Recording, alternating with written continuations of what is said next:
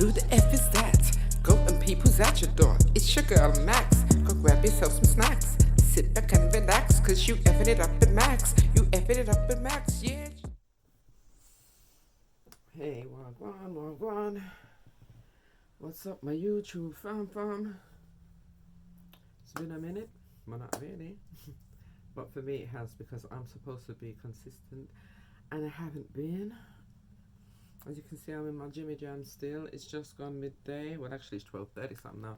I did start planning to do this video from morning, but I've been having a funny stomach and stuff, because what I'm going to talk about... Oh!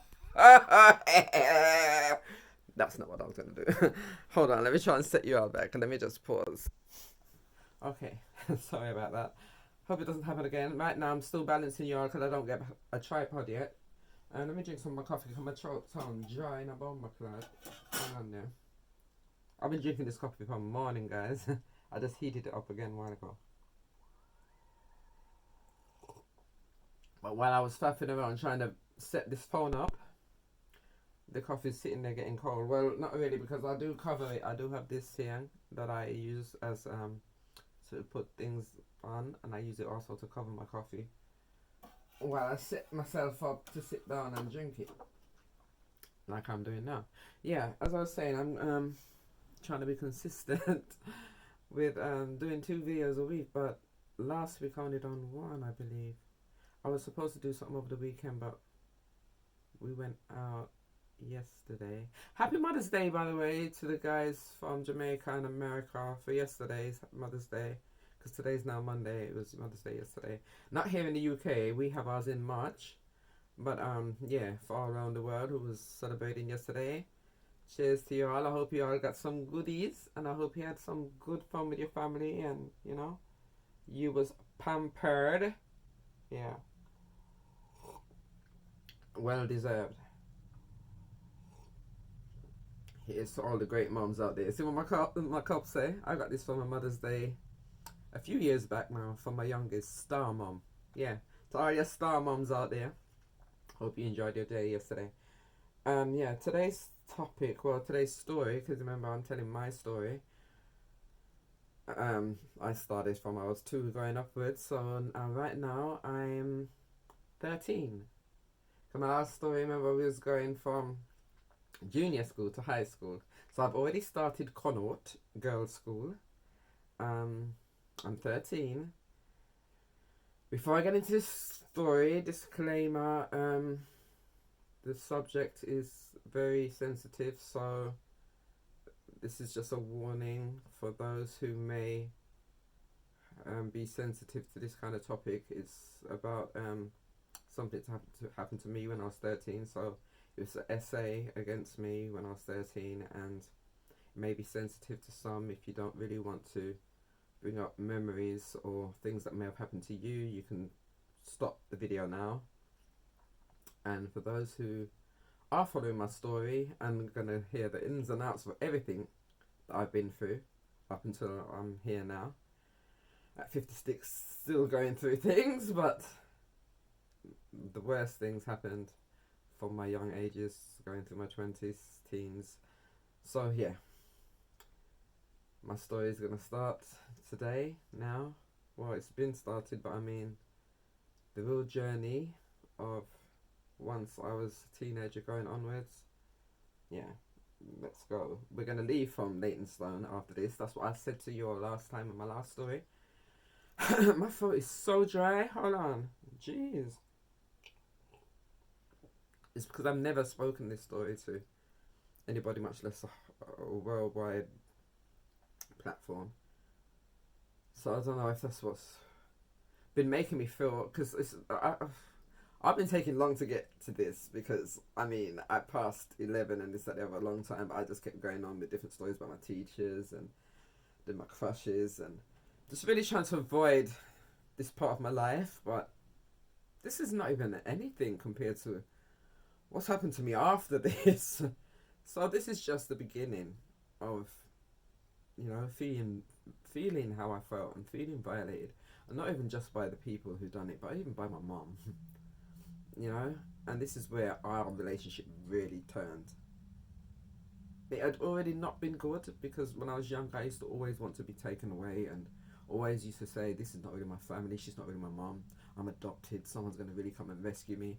I used to have those kind of feelings, you know, from when I was young. But to get to this age now, as 13, and the reaction I got, it's never ever forgotten. More than what happened to me, what she done and said to me was never forgotten. So yeah, and she always wonders why our relationship was not great. I don't know. People tell me that she loved me.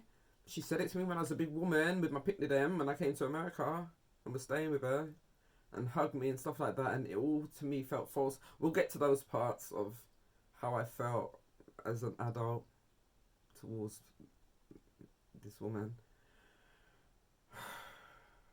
But we're gonna get through this story. Well, I'm gonna try and get through this story, and then yeah, this will be just the beginning of me telling a lot of difficult stories. So, on that note,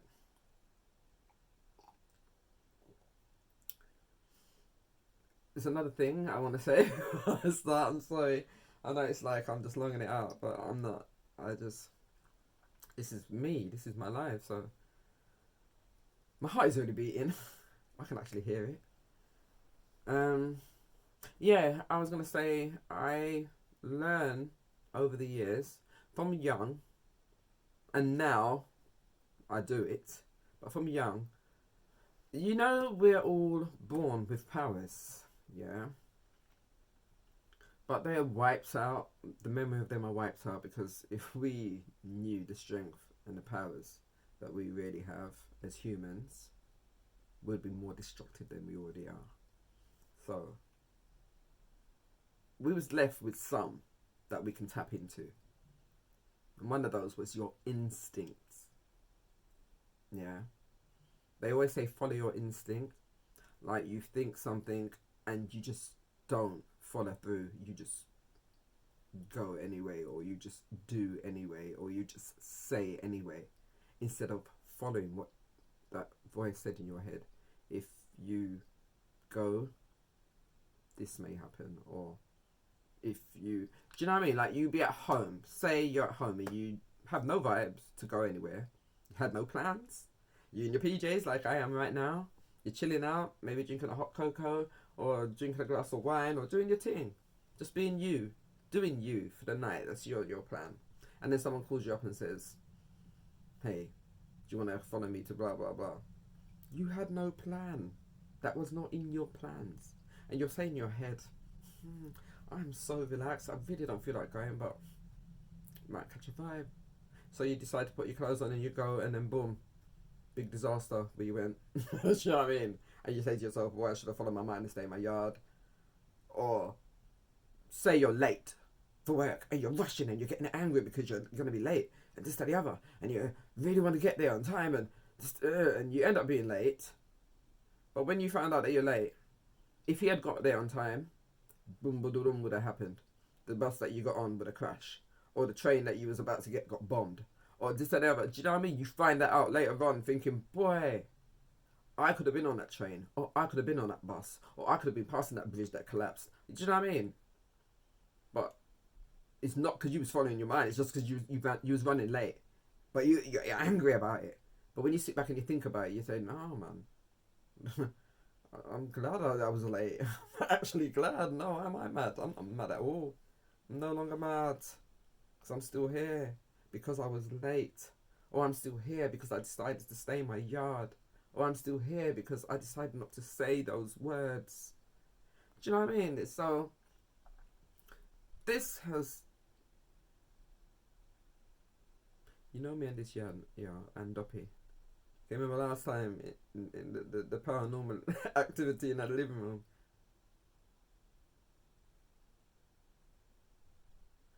I thought I heard something because I'm in my bedroom.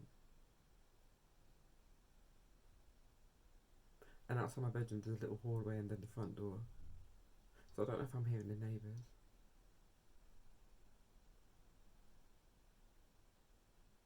Yeah, anyway. Yeah, where was I? Oh, see, them just throw me off what I was talking about. Oh, the mama cat. Hold on, let me see if I got it. Yeah, as long as I get into my stories, following my instinct, yeah. That's what I was talking about. But at 13, you don't have instincts, you just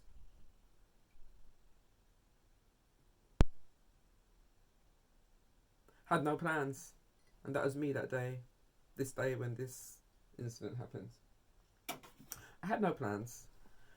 I was in my room, actually, probably folding clothes or something. I don't know what I was doing, but my brother Martin popped his head in and said, "Do you want to go out?" And I already knew that I ain't asking my mum to go out because, for one, I had no plans. None of my friends are. They've probably been out from morning. Do you know what I mean? And I'm the only one that's home doing chores. I know it was summertime. It was sun was beaming outside, but I was inside. I was dressed. Had on my favourite outfit. I love this t-shirt. It was a Snoopy t-shirt from Charlie Brown, the Snoopy dog, lying down on his back on his kennel, and then it says Snoopy. It was like over here, like at the time I didn't have no breast yet. I had two little bumps, so like just above my little bump, there was the Snoopy kennel, and then Snoopy lying down flat on his back, and then it said Snoopy underneath, and that was in blue. The emblem was in blue, like a royal kind of blue, like this kind of blue. This kind of blue, and then the t-shirt was white. And then my jeans now, I had on my favourite jeans, these pinstripe jeans. You can't really see that they're pinstripe unless you're close. The pinstripes were so fine.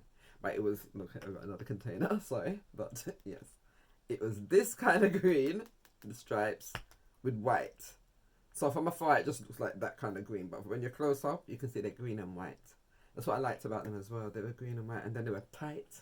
At the top, kind of tight, you know, show you a little shape, even though I don't really have no shape. But my mum used to call me cock body from I was 10 years old. So, your body cock, so. Yeah, they're drying, your body is like cock up in the ear, so. Like, I'm doing it on purpose. That was just my mum. Back then, it was offensive to me, but now, sometime during my life, I wish I had that cock body. It disappeared at one point. I had some pancake body going on, and I was really skinny, so. I used to think back to when my mum used to call me cockbatting. I'm like, where? But yeah, it's back. Me, I wonder. So, me, alright. But anyway, going off the topic again. And this is a serious thing, but me, I always joke because this is me. I'm just, you know, a fun kind of person. And I don't want to make light of what happened to me. No. But right now we're talking about my outfit. So, and how my body did set, yeah. I had two little bumps, so I didn't have breasts. I had two little bump, but I had a little, like, I've always had it, that little arch in your back, and then your bum comes up and goes. Yeah, so anytime I put on jeans, my bum used to just sit. And then the jeans flare at the bottom, so they were pinstripe jeans anyway. And the top, it sat right at the waist. So I don't know if it was getting small for me, because I love that top. I was 13 now, and I had that top since I was 10. So I think it was turning into like a semi-belly top. It wasn't really a belly top, but it was sitting right at my waist, at the top of the jeans. Like the jeans waist will come up, and then the t-shirt was just sitting right on top of the jeans. So if I raise my arms a little bit, I guess you'll be able to see the bottom of my stomach. You wouldn't see midriff, but you would see the bottom of my stomach. But anyway, that's what I was wearing. I was probably just, you know what I mean, I was around the house. Well, I was, not probably. I was doing things from morning, because in my household, if you're in a day of school, you better do a work. And if you're not working at the house, you better work in your books. But yeah, don't think about you getting up in that, about you get ready for God to road. No. No. If my mom's having visitors now, all of a sudden she'll turn nice and you have to go out to play. We are like rain and storm outside. Why would I want to go out? But she don't want us around, so you better find something to go to one of your friend them house. Play up on the balcony. Yeah, because we used to play games out there. Some of the neighbourhood kids, we used to go out on the balcony and play and run up and down and go from floor to floor. Yeah. But no, I had no plans. It was a nice sunny day anyway, and I had no plans because, like I said, did I work for my mother? I'm working in my room. I just in there and And I was already didn't have no vibe because I'm looking at the time. It was already afternoon, and I knew I ain't gonna know where no one is. I'm not gonna go out there walking around by myself looking for my friends because I know they're out. Because I heard them earlier. You know what I mean? You can hear them out running up and down and probably gone about their business to another estate. Because we don't always stay on our estate. We used to, if we're all in a group, we'd go off and go somewhere else and play. But yeah, this particular day I didn't really have no feeling. So Martin came, popped his head and he said, "Do you want to go out?" And I was like, "Where?" He said, "No, I'm going to have to explain to Mum. She's going to ask me who I'm going with and what time I'm coming back." And I'm not in the mood. He said, "No, you say you're coming out with me. And then when you go, you can just split up, innit? And you can go find your friends." And I'm like, if I can find any of my friends. So I was like, I guess. Alright then. You asked her. And he said, "Oh, no, I already asked her." And she said, "Yeah." I said, "Yeah." And I was really surprised. I was thinking, okay. So, heart's starting to beat again. So I got my trainers on. I remember they were big for me because they belonged to my brother before. I think I told you all about this. I used to got a lot of hand-me-down things from my brothers. These particular trainers, I think they were from Dean. Because I was 13 going on 14. So I think this was the time when he gave me those Nike sneakers. And they were really big. They were size 7. And at the time, before I had my operation, guys, I was size 6. But I don't remember being size 6 at 14. I think I was 5.5. I know that the sneakers were biggish on my foot anyway. But with the flares, you know what I mean? The flares dropped over them and, yeah, they looked on point. But you see the mismatch outfit already though, guys. White t-shirt, blue Snoopy, pinstripe jeans, green and white, and then white sneakers with red tick. Yeah, that was the outfit. I think my hair probably was up in a dry ponytail. Because back then, I mean, I know I can't hair oil I did use. But hold on a minute, no, actually, no, because I have curly hair, so no, I had slicked it with. Cause back then, my mum done the Jerry curl thing. Cause my mum was a hairdresser in it, and she wanted to try it out on me, and the activator and all that bullshit. And my hair was just wow when she done it.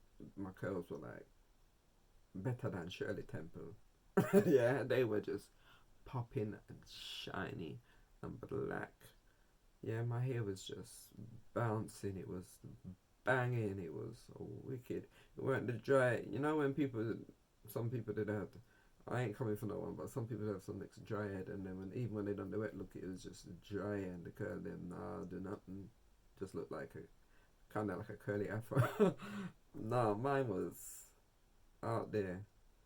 You know what I mean? Even though I am mixed, but yo, they were crazy curls. They were beautiful. So yeah, I used to comb them out though because I didn't like it. I was thinking, wow, this is too curly for me. So yeah, I had my hair in a ponytail. I remember I slicked it, and it's kind of wavy but straight. And my hair still does that, waves on the roots. Really, like when I try and slick my hair, like when I used to cut my hair low, and I try and slick it, it's just so wavy, and the curls are just poking up, man. Someone said my head looked like noodles. One person. You know what I mean? It's so fucking curly. Like, why are you doing that? Even when I'm trying to straighten you out with gel. So yeah, my hair was curly and is curly. So adding wet look to it, or whatever you want to call it, back then it was really curly. So yeah, my hair was slicked up. It was dry because I didn't have to put nothing in it. Like I said, I could slick my hair, but yeah, it wasn't not no exciting hairstyle. It's just up in a bush ponytail. So yeah, me and my brother went out. Oh no, I used to do the plait and make it into a peanut. Sorry, so I did neat in it. Yeah, because I remember that hairstyle. I just saw myself. You know when you have visions of yourself and you remember pictures of yourself as well. I used to always do my hair over to the side, inside ponytail, braid it, and then where my little fly come from? Did I catch him? I didn't even clap my hands, so why would I catch him? Yeah, but yeah, I used to wrap it up and then do it like a doodle. do the braid. I've got pictures, but to go and dig them up, no. Because I'll say I'll get my daughter to insert a picture. I need to sometimes dig one day when I'm not doing that and dig up my pictures, take pictures of them, so that I can insert them in stories. Because I have pictures with me and this ponytail. And I think I've got a picture of me with the jeans on, but I just think it's only the top half you can see. Because I had on some blue shirt. I think it was a school picture, a school photo. And that was in junior school. But anyway, like I said, I'm just getting off story. Because it's not a story that I'm really excited to tell. But it's not even one of my worst stories. So, God knows how I'm going to be as we get on in this journey. But I decided to do this, so come on, girl. Right, so yeah, alright, so I put my trainers on, we left. Oh, I keep seeing it in the corner of my eyes, guys. Oh, and I got fly spray. Why am I doing all of that? I got flipping fly spray. You want to play with me? He wants to play with me. Okay. The only thing I don't want to choke up myself, do you know what I mean? But he wants to keep playing with me. And trying to stop me from telling my story after I've been longing it out my own self. I just want to get it over with now. Flipping fly. So yeah. Me and Martin left out. And I said, so where we going then? Because I was still on this, I don't even know what we're doing because I don't know who I'm supposed to be going to look for. Because no one's home. Everybody's out already. And as we're walking, I'm not seeing no one. And I noticed that Martin's not walking towards our playground where we usually meet. And in that middle part where the grass is and then the park is over there. I'm thinking, okay, he's walking towards Langthorne Hospital. Like, off of our estate and going towards Langthorne. So I'm there walking alongside him. So where are we going? So we're going to the adventure park, isn't it? Right. Cattle. It's like, yeah. I don't want to go over there. And you've got friends over there. It's me. Not really. No. I usually go there with my friends from our ends. And I've got my friend Sandra lives behind Cattle. I can't remember if it was Lynn Crescent. I can't remember where there was a road back there that she lived on. Like it was off of, I don't remember none of the roads over Cattle and Leytonstone ends on. Like when you go over the bridge and go around the corner there, and then there's roads that follow off and go onto Leyton High Road. She lived off of one of those roads that was near to the station. Around the back there. I know the road because it was a closed road. As you go around it from the front and go around, it was just a closed road. But the name of it, I can't remember. But I just remember where it was and how to get to it. Like when you come over Cattle Bridge and then you go straight up, like you're going to go around the roundabout, but you go around. Oh, it's no use explaining to you all guys because some of you are not even from where I'm from, and not even they weren't there. Oh, you know something. Yeah, she lived near Cattle. I can't with me sometimes, man. I really can't. I'm supposed to make an appointment to get a diagnosis of what is really what I have, because I know I have something, but yeah, I still haven't made that appointment yet, so I need to do that, and I also have to get an appointment made for Keontae and her autism. But yeah, I'm going off topic again because I always do. Yeah, so he said, "Oh, you got no friends over there?" And then so I was thinking over time, like. And then I thought, yeah, Sandra. But I was thinking, even Sandra, why would she be at home? Sandra, she had two sisters, one named Marcia, one named Jackie. Jackie was the second, so she was the middle child. And then Marcia's the oldest, Sandra's the youngest. Sandra's one of my best friends at school. As big as she was, she used to suck her thumb as well. But she was a tough girl. She used to thump up anybody, beat up anybody. Yeah, that's how we became friends, to be honest, because she did thump up someone for me. And yeah, we became friends after that. And she was very mischievous, and she saw that I was too. It was very much alike. Like we were the troublemakers, always troublemakers in school and in class and whatever. But not trouble like we want to fight nobody, just trouble like we're mischievous, we'll make joke in class, we'll make people laugh, we'll get people in trouble because we'll say something and people don't know it was us and then other people. Yeah, those kind of things, that kind of troublemaker. And just, little trickies and, prank people and all that kind of stuff. So yeah, me and Sandra used to hang out a lot. I used to go to her house. I don't know if it's her mom or if it's her grandma, but there was a oldish woman that was their guardian, and I can't remember if it's their grandma or if she was their actual mom. But she was really old, and they used to be so disrespectful, all of them, to her. Well, not even so much Jackie, because Jackie was the deaf and mute one. She was really kind, and Sandra's cool too. But they were just rude, as in, like, do you know what I mean? They would make joke after her, or when she's talking, roll their eyes, and do you know what I mean? And been talking really loud at her like she's deaf, and she said, Nobody got deaf in here, and she didn't have no teeth, and like so some of the time, and she's an old Jamaican woman, so it was jokes. And then she saw it, say, "Hey, can't be ever good like your friend. You say your friend have manners." I'm talking about me because I didn't act like them, and I'd be like, "Why are you saying that? Stop!" Do you know what I mean? I'm like, behave yourself, man. Yeah, and they swear in front of her, and they done the most. They were proper bad breed.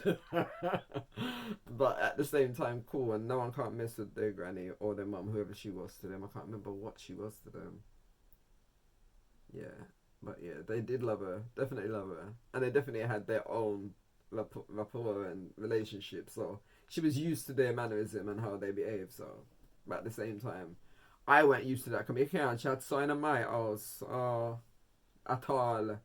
None at all. You're mad. I would not be here today if I had done that as a youth. So that's why I was like in shock and taken aback. Plus, true, she's a Jamaican too. I mean, a Jamaican, I think, say, well, I saw them go on, but them are English youth and them go on, them not raised in a Jamaican way like me. So, yeah. Yeah, no matter which part my mother there, she's Jamaican. But well, up to a point when she left England, she had turned English. Because by the time she went to live in America, they used to call her Lady Di, and Queen Elizabeth, the way she went. But anyway, back to this story now. So I just thought to myself, alright, let me go find Sandra. So Daniel Martin said he's gonna go into the I hope Daniel's okay, because why did I just say his name? What time is it? Anytime I call somebody's name, I always find out something's up, and I don't like that about me. That's another thing where it talks about your powers and stuff. That's another thing with me. I'm probably gonna call Daniel straight after this. So Martin went after the adventure park, and I went after to go and see if Sandra was in. So I go around Sandra's. Jackie opened the door. I asked Sandra, she said, "No, Sandra, no." And she started pushing me, like, because she was coming out the door already. No. She said she's going to take me with Sandra. Sandra, out. She said, "Okay, come on, let's go." So, me and Sandra walk in, and we're there making jokes and pushing each other and laughing and stuff. And then we got to the park. I spoke about this park already. It's that park with the big slide, with the double slide, which has an underneath part that looks like a wooden hut, like it's kind of like logs, the roof, and then there's wooden benches on each side, and you can sit under there. And one time it rained on one side, and this is the same park, and we was under that same slide. We were sitting there talking. I don't know what happened to us finding Sandra, but it was hot. It was hot. So we wanted to just be underneath the slide and just cool off. None of us had money, so we couldn't buy no drink, couldn't buy ice pop or a popsicle, we couldn't buy nothing. So we just did a hut. And I was thinking to myself, I might just go home. And I was saying to Jackie that I'll probably just go home. And then she was saying, wait. And she was looking at the time, saying that we'll walk. And she said she would walk with me a little bit. And she just wanted to just sit for a bit. So we're sitting there, and then we see these shadows in the sunlight, like outside the slide, coming round. We're thinking, oh great, there's kids there now, we're definitely gonna leave. And I look, and then We look up and it's some big boys, older boys that a couple of them went to school with my brother, if they ever went to school. They did go to his school, but don't always attend. Some of them have turned 17 already, so they're no longer in school. They were just hanging out and like lean on the side of the hut and like looking at us. So Jackie, she was looking at him. Jackie's got these big eyes. Yeah, and like she's got one of those like turn up kind of noses. And she's got the big eyes, turn up nose, and like she's got a little gap in her teeth, high cheekbones, chiseled. She used to have spiky hair. She had her hair afro, but I guess they used to hot comb it through, and it's just spiky and shiny and black and greasy. Pretty girl, pretty girl. She looks like someone, I can't think who. When I think about it. But yeah. But she was definitely. But I believe she knows these boys too. We all knew them. Because I know them. Yeah. Like I said, they're known to my brothers. And plus, I've known them through other friends. I've dated some of their friends or I've mingled around them. Other girls my age that shouldn't be messing with boys that are 17 and 16. Because back then I ain't messing with no boys. I was 13 going on 14. I've never had no boyfriend. Yeah, so I didn't do them thing there. And plus I'm not out at certain hours because of the way I was raised. So I'm not one of the girls that's out there. You get me? So when they see me now, it was this new thing. You know what I mean? Even though they know my brothers, because I find that out afterwards. Yeah, you know my brothers. You go to school with my brothers. Probably you'll talk to my brothers. Yeah, so anyway, they're there leering at us like some big fucking hyenas. Yeah. And then start dragging on my arm. So I'm pulling off. And Jackie's pulling me. Like, yeah, leave her! Leave! And trying to push her. Because Jackie's older than me, remember? So Jackie, she was about 15. Going on 16. Yeah. So they're pulling me. Come to my house. In some stupid accent that they made. I don't know what this was all about. And they just kept saying it, come to my house, come to my house. One of them on each side now, they're pulling me, they got me away from Jackie, they're dragging me. And I'm trying to pull away from them, and they're pulling me.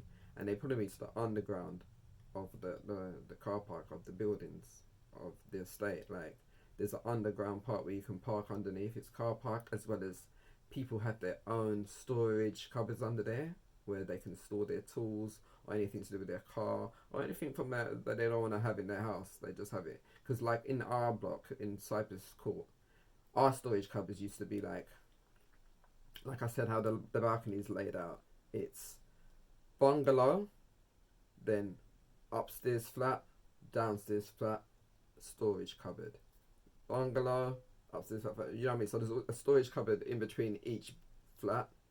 And then if you haven't got yours on your floor, it's probably on the floor below. And then same with the people on the 6th floor.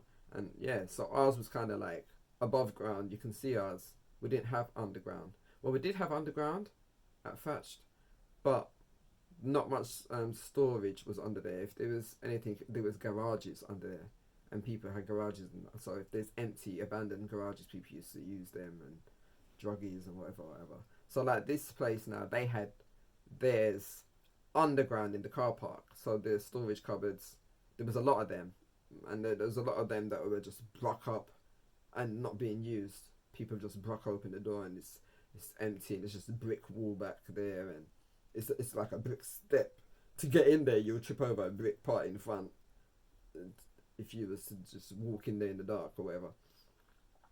So like they're dragging me anyway. So they're dragging me, come to my house, in this stupid fucking accent that they made up, and kept saying it. And I was screaming and telling them to get off me. Jackie now, she had already run off in the other direction. I didn't know where she went. But I found out later when she had went to find Martin. But yeah, so they're dragging me. And they dragged me, my shoe came off. And that's another thing. From this day, every time I see one shoe, I always think back to what happened to me. How did they do that? How did that person lose that shoe? And I always think, who lost that shoe? Are they okay? What happened? And why did they lose that shoe? because my shoe came off and it was just left in the underground, on the car park. Do you know what I mean? One random shoe. My shoe came off as they were dragging me. So they dragged me and they dragged me all the way under the car park. They're dragging me through and I'm fighting, kicking, screaming, shouting, covering my mouth. They're grabbing me, really pulling my arms back and just dragging me. And then they dragged me around into one of the empty storage cupboards. Basically, there was one with the door that was like rock open. So they pushed me in there. I tripped over the brick step. That's why I explained about the brick step, because that's what I got to find out. There's a brick step right in front. It's not even a step. It's like a brick part that comes up like that. You have to step over it to go into the cupboard. If you knew about these cupboards. They just pushed me right over it and I fell right in there. And it was pitch black when the door shut behind me. Just pitch black. So I was raising myself up in the darkness, trying to get up, stand up, and then the door fly open. You can see a bit of light, and then someone came in. It's gone all dark again.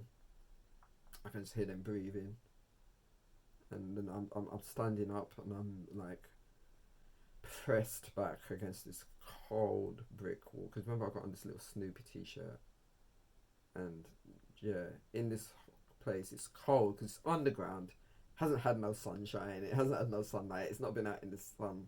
I was just out in the sun and now it's just very cold.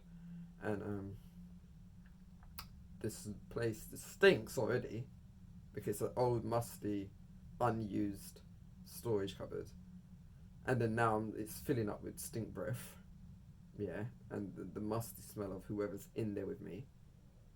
And then I just feel hands like feeling for me first, and I was trying to move back as much as I could, and until I couldn't move anymore, and the hand just connects, and it's just there, and it's just on my little bump. And you know when your breasts are just growing, as females, we all know they hurt. It's like, I don't know what it's like to be kicked in your balls as a man, but I believe it's the same kind of pain to just bump that little breast, much less someone go grabbing hold of it in the dark. It was excruciating. I felt the tears in my eyes. I couldn't even scream out. I was in so much pain. He'd done it on the outside of my shirt. Yeah, because remember, I'm young. I haven't been taken to buy bras yet because I haven't really got anything, but they're just coming through, so it really hurts. I'm not wearing a bra, so he's there rubbing on it, grabbing on it, and then another person. The door opens, another person comes in. This one now, tall, lanky. I can feel his mouth licking me. This other one's still got his hand on me, and then this one shoves him out of the way, and he's licking, pushing up himself on me, and then his hand goes in to my shirt, and he's grabbing and pinching me, and so then they're outside shouting, "Why are you in there so long? What are you doing so long?" And then another one comes in, and it's like they're pushing and shoving, like trying to grab at me. Like, I'm not a human. I don't know what they thought I was, but they were pushing and banging against me until they knocked me out. I was unconscious. And then I don't know what happened after that. They probably were just feeding me up, doing whatever, while I'm unconscious. But I just remember waking up, Martin shouting, picking me up, Jackie shouting, screaming. She had my shoe in her hand, Everyone was gone. All the guys were gone. There was 5 of them, by the way. 5. They were all gone. I'm actually shaking. Martin picked me up. He scooped me up. You know, like when you carry a baby like that. Not Superman over the shoulder, but Superman holding the person in the arms, walking like this. He was holding me in his arms. My body was just limp. I remember I was going in and out of consciousness, and I could just hear him saying, "I'm gonna fucking kill them. I'm gonna fucking kill them. I'm gonna fucking kill them. I'm gonna kill him." And he was shouting, just really shouting. "You do this to my sister. Look at her. Look at my sister." And my clothes were just, that white shirt just had black fingerprints and black hand marks where my little bumps were, and just black up here on my shoulder, and it was bruised up, and my arms, and because I had my t-shirt on, scrape up by the brick walls, because it weren't like sanded down brick walls. It weren't a used place where it was nice decor. You know, it was like old, like basic cupboard that it wasn't even done up. It weren't even sanded down. It weren't even in use yet. So it was just broken open, and it was just there. I guess what they used to do. There was not even no lighting, no electric fittings. There was nothing in there. So yeah, bruise up back from when I fell the first time, when I first fell in there backwards, and then my head. So yeah, he's carrying me in my limp body. He's talking about getting a gun. He said, "No, I need to find John. I need to find John Taylor. John Taylor's got a gun." It's 1313, guys. I've been watching my angel numbers. Yeah, there's a lot of numbers that have been coming up a lot for me. Well, 1313 and 13 seconds. Oh, that's scary.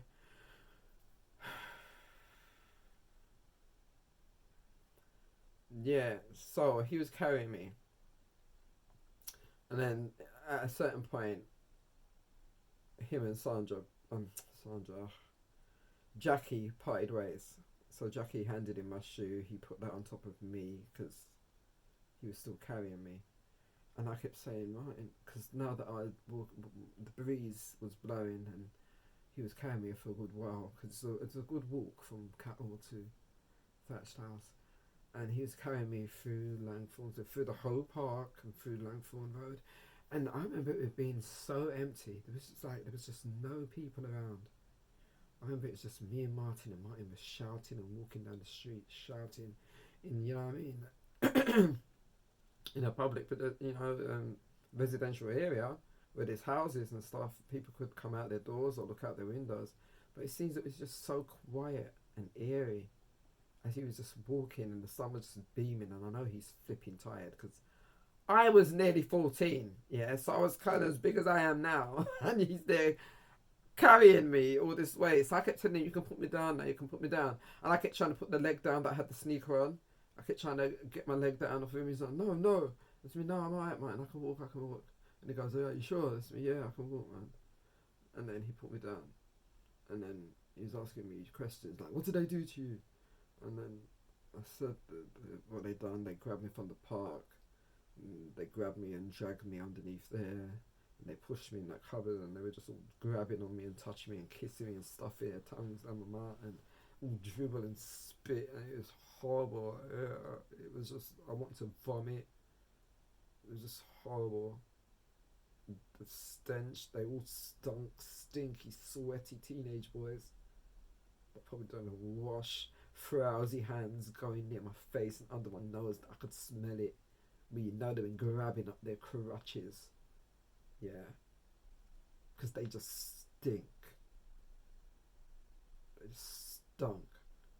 So as we're getting closer to home, I'm just thinking about Del Sada. It's my mum. I don't even call her mum, yeah. I call her Del Sada. Well, it's my mum. Yeah, so we're getting closer, and I don't want to go out there. I saw it's turning over like how it's turning over right now. Yeah, because it's bad enough what happened, but I'm not allowed over Cattle. Yeah, My mum told me from when I used to skip dance school. I mean, don't go to Qatar again for no boys. Yeah, because remember I told you back in some of my stories where I used to have dance class at Rosina Police, which was near to Qatar. It's like at the beginning part where you just walk over and can go into Qatar. So at the back end's like South Berwick Road, North Berwick Road around there. Yeah, so she already banned me from Qatar. And Martin knows this. That's why he said, no, it's alright if you're with me. And I was thinking, it's not going to be alright, Martin. He goes, yeah, but it's going to be my fault. I just tell it was my fault, innit? That I told you to come over there. So, yeah, well, I just don't want to go up there. He goes, yeah, but you've been attacked and she needs to know. Because, what's she going to do? Yeah, you can go to the police and let them know. Because these people have to be, I want them arrested. Because since I can't shoot them. You know what I mean? Because they said, actually, no, I don't want them arrested because I'm going to get every single one of them. And I'm saying, Martin, I don't need you getting into trouble. And I said, where are you going to get gunned into? Keep talking about John Taylor's got a gun, John Taylor. Because John Taylor's some next big man that he knew. That he used to stay at his place some of the time and hang out there. And he used to be a man that, I don't know, like he's mentor kind of. But not really a mentor. He weren't assigned to Martin or nothing. But he likes to try and talk to Martin and reason with Martin. Because you notice that kids used to tease Martin all the time and call him Mad Martin, and Martin's always chasing kids up and down, and he could see that Martin had mental issues, and he liked Martin and just took him under his wing. But at the same time, he weren't really good for Martin because he's the one that introduced Martin to smoking, and Martin would smoke cigarettes, and then after that he smoked weed, and then like Martin said, he had guns. John Taylor wasn't a good guy, but he was a nice guy to Martin. So, yeah, he just kept talking about he's going to go and get a gun from him. So, I'm saying, no, you're not. You're not. You're not. We'll go to the police. And, you know what I mean? But then, it weren't no talking about in Farm of the Dead, even though there was, but not for me, because I was 13, 14. I was not on that mentality.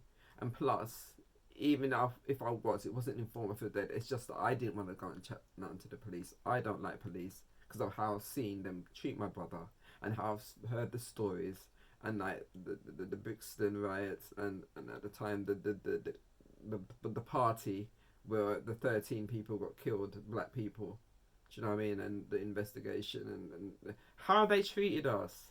And yeah, so no, I went into the police, much less to go and tell them about anything. Because I know I'm not going to get done. They'll probably just look at me and I deserved it as far as I'm concerned. So I went on the police thing. But at the same time, I weren't on going upstairs and telling my mum that I need her. I just wanted to go in, try and go in my room and act like nothing never happened. And not tell her anything. But Martin, he took us in. We went in. I went in behind him. And then she was there, what happened to her? Why she has stand behind you like, she frightened. And he's like, Mum, I've got to tell you something. Sit down. And then she's like, sit down for what? Cause this is before she turned into Lady Diana. She was very Jamaican when we was younger, yeah? But the longer she was in England, the more she done in English, so.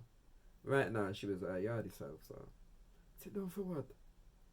Move! March up to the... And he's like, no, you can't talk to her right now. I need to tell you something. And she says, talk up, man. Tell me what you want for tell me, God. I need to understand why she has done it behind you, so. And he's like, well, we was out, and this is my fault. Before you say anything, it's all my fault. Because I shouldn't have left her. Left her? Left her where? Where left her? Why never come home? Left her, and she just not even waiting for the story. Just straight away left her. So, Miss Thing say you're going out to play together.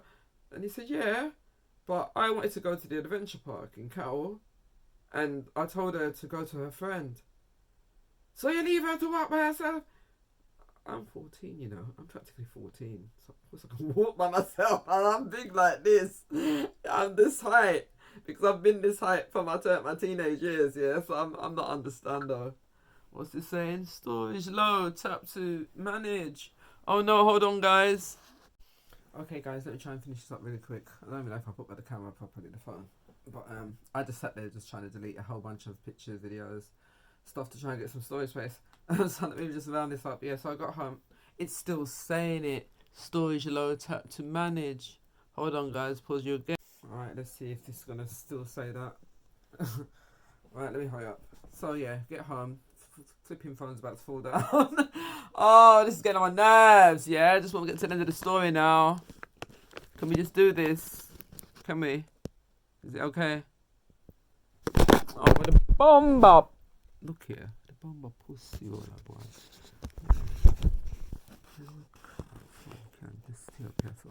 I ain't got time for this yet because I ain't got no space on my phone. It's telling me that already. Yeah, let me just done the bomber clad story. Yeah, so we reach home. Brother in front of me. Brother I go on and I tell him say him need from over to the way he want to know from me what it go on. So he explained to us, say yeah, we went cattle, he went to his friends, I meant to go and meet my friend. He said when he was not with me, I got attacked. He said I got kidnapped and attacked. So she said, kidnapped. He just made everything sound crazy, even though it was crazy, because basically that's what happened. I was dragged from a park and dragged into some next cupboard underneath underground parking, and basically essayed. Yeah, they sexually assaulted me, and my mother went crazy. She pushed my brother out the way. She grabbed all of me and she said, "Eh? So you go, yeah, look man, yeah, look man. After me tell you something for go over there, you over there, look man, and you catch me here, I catch." And then she started beat me, yeah. She beat me, yeah. Beat me until she went up with her hand, and all of a sudden the hand never came down. And then that's when we see Sir Martin had her. Martin grabbed her hand and he said, "Beat me. Don't hit her no more. She's been through enough. Beat me. I just told her she's been attacked and now you're attacking her. Beat me." Yeah? And he stood in front of her. I said, "No, right now. Get up. We are going to police station. Right now. Come on. No. Who's this? Oh, so now she wants to go to police station. Yeah? She beat me first. And then she wants to go to police station. So I'm there saying, I don't want to go. I don't want to go. I'm there crying. And I'm saying, "Please, Martin, I don't want to go." And he's like, "No, you need to tell her. You need to tell. You need to tell. You need to go to the police station. So come on. I'll come with you. Don't worry. And she's not going to touch you. I'm coming with you." And she going to touch her? Like, you can't do nothing to me? Oh, you think you can't burn me up in my own house? And then all this now starting arguing with Martin now. And he's like, "Are we going to go to the police station?" So she took up herself and she took us and we walk to the police station. I think we went late in police station. Because we went in, or was it Leytonstone police station? We went into wherever we walked, wherever we went to the police station, yeah. So we didn't get in no car, taxi, nothing. We walk the police station after me get beat. Me already bruised up, yeah, from being attacked, dragged, molested, all the rest of it, knockout, yeah. Then come home to get beat on top of that, and then walk to the police station. So we walked to the police station. I told them everything that happened, what I can remember, and whose names I knew. I didn't know everyone's names, but I knew two of them in particular name. Yeah. Timothy Wallace. Yeah, I'm saying his name. I don't know where they are now. I heard things happen to Timothy Wallace after this happened to me anyway. So Timothy Wallace, and the other one was Michael Cole, that I remember. The other names I don't remember, but one of them I do, but he didn't do anything. He was outside the cupboard and he didn't want to participate. His name was Delroy. But yeah, the rest of them, they all participated and they all done what they done. So yeah, gave their names. Apparently there was arrests made. They went to their houses, got hold of them, they were charged and stuff like that. So they're quick to charge black people back in the day, so that's why things were done. It's not something that up to date now that you can just go and things are done just like that. But things were done. So because of that now, at first I wasn't in protection. But when I went to school now, after this had all happened, it happened over the weekend. I went back to school now the Monday. There was a lynch mob waiting for me outside school after school. There was a line of people. You can see them in Connaught here. You can just see the road, and it's like we have this big fence at the end of the playground, the big playground. As you come across the big playground, the glass building of Connaught School, because Connaught was all made of glass, and you can just see it. I'm standing in the foyer and I can see across the playground, and someone came rushing in and said they're waiting on you. I can hear them saying your name and calling you informer and rare, rare, rare. So I was rushed off to the head's room, the head teacher, and then police were called for them to disperse the crowd that was outside in order for me to go home. My mum was also called. She weren't too happy about that because she has to come to the school now and escort me home because we don't have a vehicle, and she's not into this walking around thing. So, but she had to that day, and she had to walk clear from Leytonstone and come to my school, even though it's in Leytonstone too, but it's another part of Leytonstone. So and pick me up. So this happened a couple of evenings after school, where they'd be waiting. The girlfriend of one of the guys, her name's Yvonne. She had these goofy teeth, yeah, goofy teeth, and the end part of her teeth was all brown, yeah, and black girls still, and yeah, spotty face and whatever. But yeah, she vexed that I told on her man, and rare tell her, and she wants to beat me up, and she's gonna fuck me up. She's gonna beat my ass and rare, rare, rare. And I'm thinking to myself, you don't have all these people, you ain't doing shit, yeah, because I can take her. I know I can take her. You know what I mean? But I can't take on a whole crowd. I can't. I'm a skinny gal, and I just know my portion. I know what I can do and what I can't. So it's not that I'm afraid of you, because I know that's what she thought. We became friends again after that, because we ended up going to another school together, and then back up, and everything was cool. And we talked about it, and she said, yeah, those guys were waste guys and whatever. But at the time, she was so in love, and you know, and she had the big titty them. So she had the body and that, and they're talking about I don't know have nothing. I ain't even got puberty. They told us that you was bald like an eagle. Like these things are meant to hurt me. I don't care that I was bald. I was still a child. Yeah, I was 13 going on 14. No, I didn't have puberty yet. I was late. Even with my period, everything I was late. Even my daughter's the same thing, late. So it makes, when it's no, you know, it's not nice when other girls try and make you feel like you're an alien just because you haven't got a period yet, or just because you ain't grown hair. Do you know what I mean? So yeah, she'll be doing all of that. But anyway, like I said, police at school every evening until we eventually got moved. And then where we moved to was a place called Walthamstow. And trust me, that's when more drama and more adventures happen. But yeah, this story right here, yeah, it wasn't cool. It wasn't nice. I had to get moved because of it. For police protection, we had to end up moving from the whole area. Do you know what I mean? I couldn't no longer go Connaught, and I liked Connaught. I had good friends in Connaught, and even the girl that was all running up her mountain and everything. Me and her used to be friends too until this happened. So she was like more on her boyfriend's side, and you know what I mean, saying that I'm a liar and this that and that. I wanted it and rare, rare, rare. I didn't go there. I didn't. I have no intentions of those kind of things. That is not my thing, and people who really know me know that. I was a tomboy, yes. I hang out with boys. I don't want boys like that. And I don't want to be touched and violated like that. No, I didn't want that. So, yeah. And I don't think anybody wants that when it happens to them. So, those kind of people that like to say those kind of things, it's like, you know what I mean? You just have to just shake your head really and just walk away. Walk away.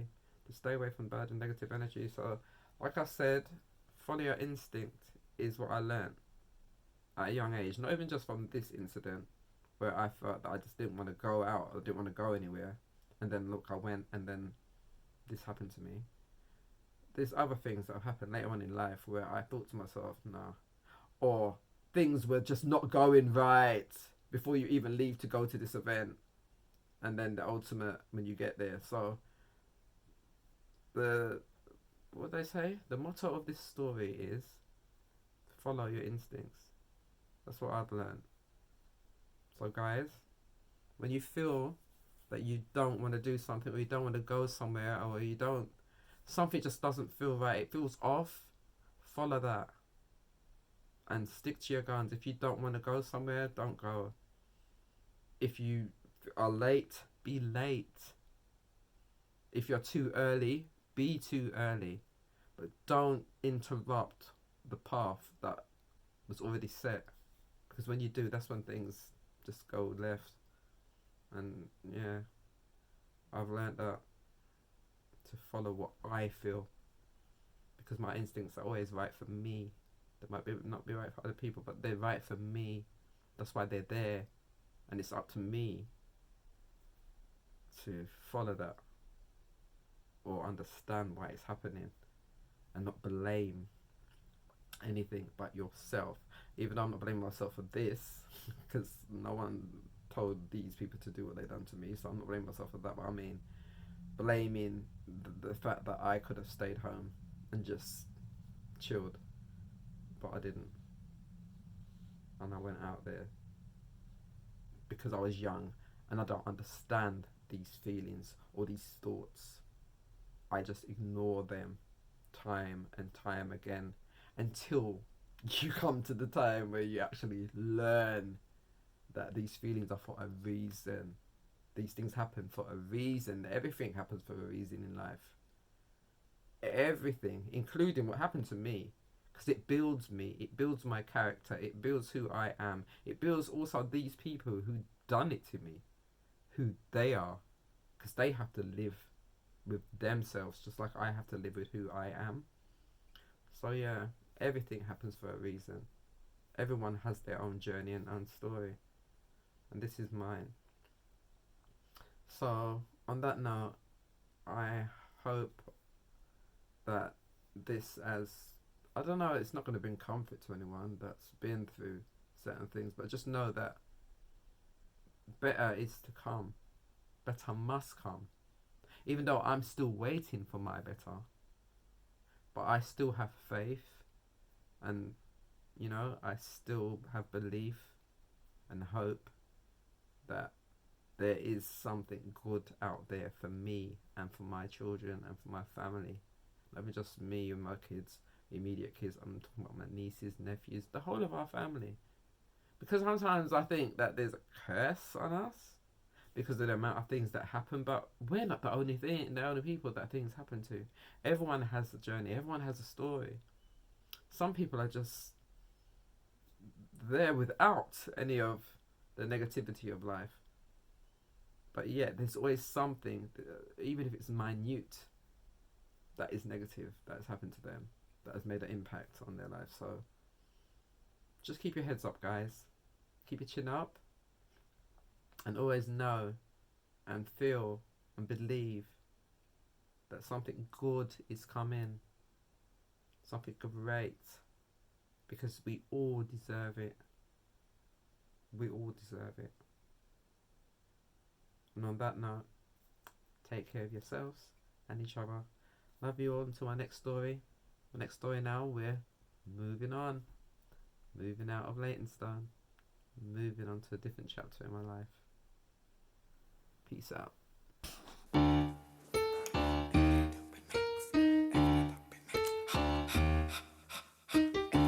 Max, yeah, make sure you come back, yeah, for some more chat, yeah, like, comment, subscribe, do all of that.